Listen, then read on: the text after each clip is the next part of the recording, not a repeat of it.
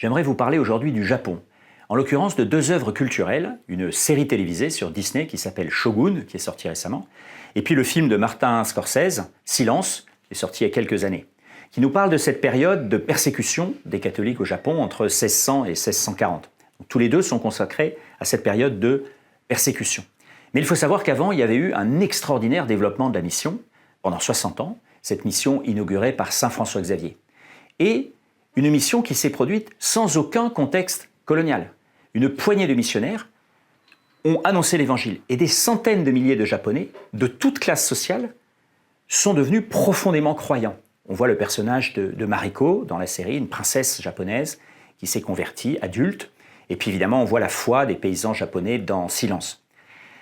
Une poignée de missionnaires qui a su traduire le message de l'Évangile en japonais, construire des églises, ordonner les premiers prêtres japonais et créer une atmosphère de foi qui, malgré des persécutions absolument terribles, qui ont déjà commencé au moment où se produisent cette série et ce film, malgré 3 siècles d'une persécution absolument terrible, d'une inquisition japonaise très organisée, quand les premiers missionnaires français sont arrivés au XIXe siècle au Japon, ils ont trouvé ce qu'on appelait les kakure kirishitan, les chrétiens cachés, qui sont sortis de leurs forêts, de leurs îles, comme les îles Goto au large de Nagasaki, et qui sont revenus dans l'Église, alors qu'ils avaient réussi à conserver leur foi pendant 3 siècles, sans prêtre, sans sacrement, uniquement par des transmissions familiales, avec celui qui baptise, celui qui fait les mariages.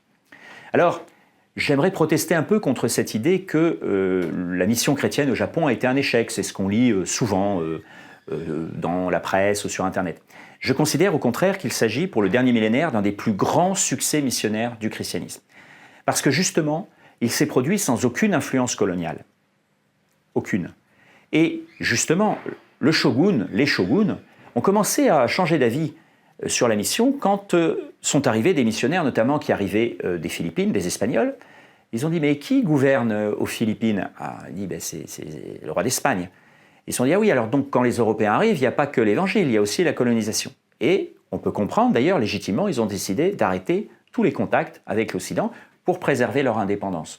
Mais pendant 100 ans, pendant 60 ans en tout cas, de 1540 à 1600, il y avait eu une période de mission extraordinairement féconde.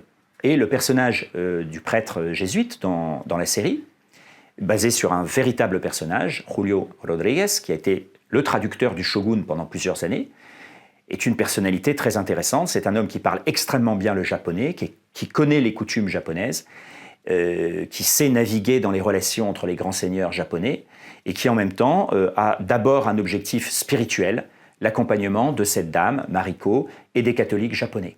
Donc soyons fiers de cette page de l'histoire du catholicisme, soyons fiers de ces missionnaires et de ces chrétiens japonais qui ont écrit une des plus grandes pages de l'histoire du christianisme.